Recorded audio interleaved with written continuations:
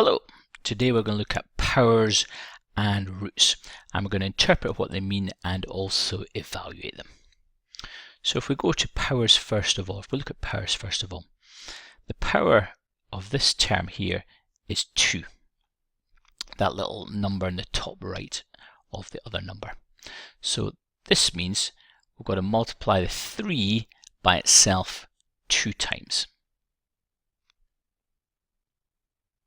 So 3 multiplied by 3. In this case, it's 3 to the power of 3.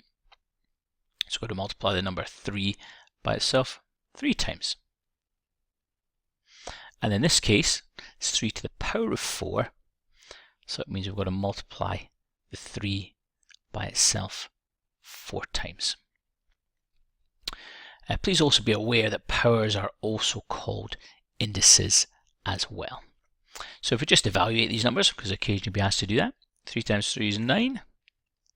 3 multiplied by 3 multiplied by 3 is 27. And this one here, that gives us 81. Now on to the roots.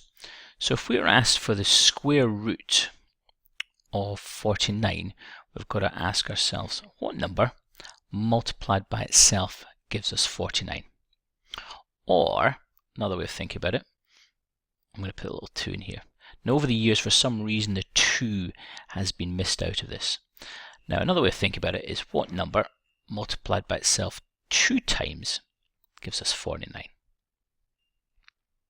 Well, that's 7, because 7 multiplied by 7 gives us 49.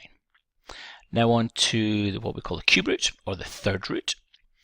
So the cube root, or the third root of 64.